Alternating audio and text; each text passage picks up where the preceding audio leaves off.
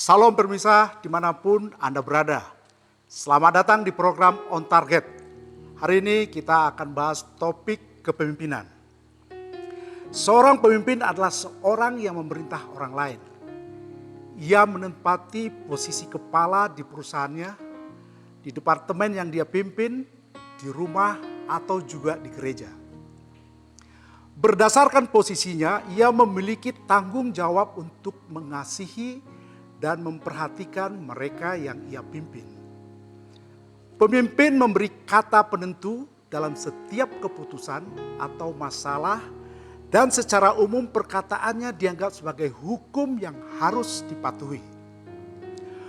Pemimpin bertanggung jawab bagi atmosfer rohani di rumah, gereja, atau persekutuan yang Tuhan berikan kepadanya.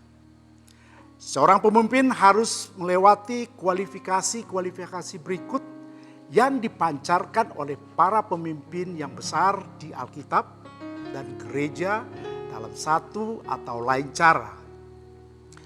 Semua karunia ini datang dari Tuhan dan diberikan oleh Dia sesuai kehendaknya. 1 Korintus 12 ayat 11.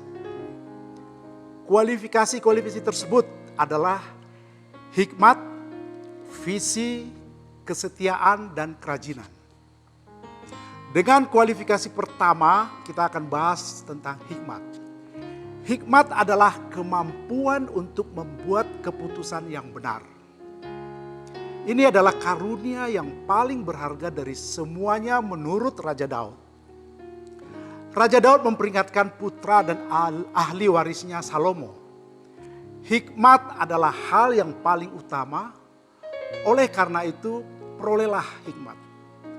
Dan dengan semua yang kau perolehlah pengertian. Amsal 4 ayat 7. Dalam Amsal 9 ayat 1 dikatakan, hikmat telah mendirikan rumahnya, menegakkan ketujuh tiang. Ketujuh tiang atau pilar ini diartikan kepada kita oleh Rasul Yakobus dan diberikan kepada kita dalam suratnya di Yakobus 3 ayat 17. Yakobus ayat 3, pasal 3 ayat 17 berkata, tetapi hikmat yang dari atas adalah pertama-tama murni. Selanjutnya pendamai, peramah, penurut, penuh belas kasihan dan buah-buah yang baik, tidak memihak dan tidak munafik.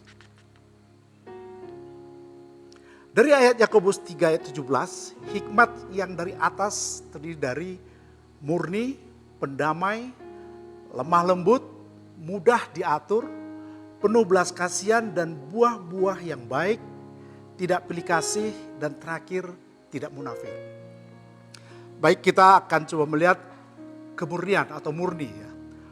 Orang yang berhikmat telah menaklukkan segala gairah dan hawa nafsu kedagingannya.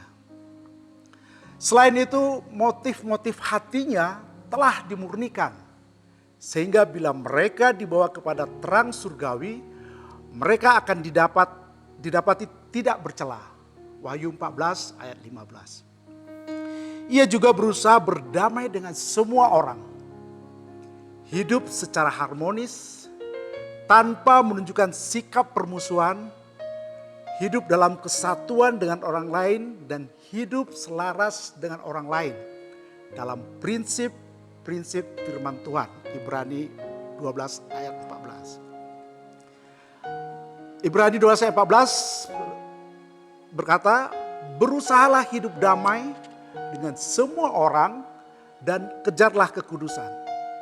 Sebab tanpa kekudusan tidak seorang pun akan melihat Tuhan. Yang kedua, lemah lembut. Yang penting bukan hanya memberitahukan kebenaran, tetapi juga menaruh dalam ingatan perlunya menjadi bijaksana dan peka. Dengan disertai kelembutan di bibir kita ketika kita mengatakannya. Amsal 31 ayat 26. Ia membuka mulutnya dengan hikmat. Pengajaran yang lemah lembut ada di lidahnya. Banyak pemimpin yang cenderung menjadi kasar sehingga ia sangat melukai perasaan orang yang mereka ajak bicara. Pembicaraan dan sentuhan kita haruslah dalam kelembutan, seperti seorang ibu mengasuh dan merawat anak-anaknya. 1 Tesalonika 2 ayat 7. Tetapi kami berlaku ramah di antara kamu, sama seperti seorang ibu mengasuh dan merawati anaknya. Ketiga, mudah diatur.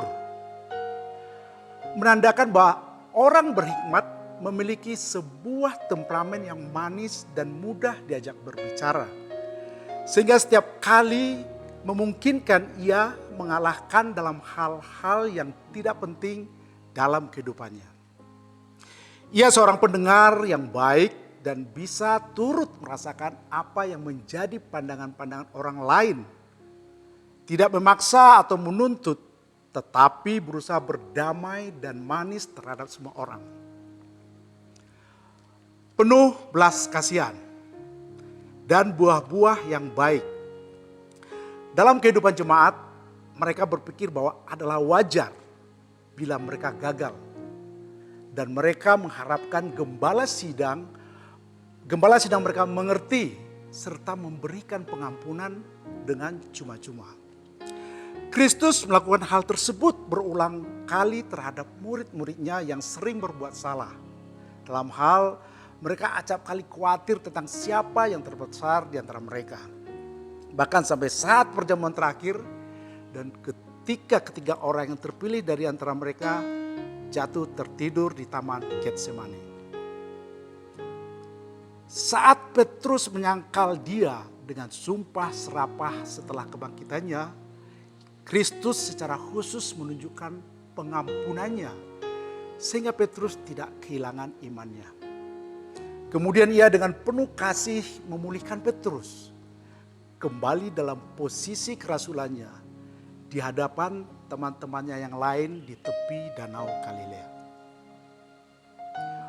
Buah-buah roh harus tumbuh dan menjadi dewasa secara berlimpah di hati seorang pemimpin.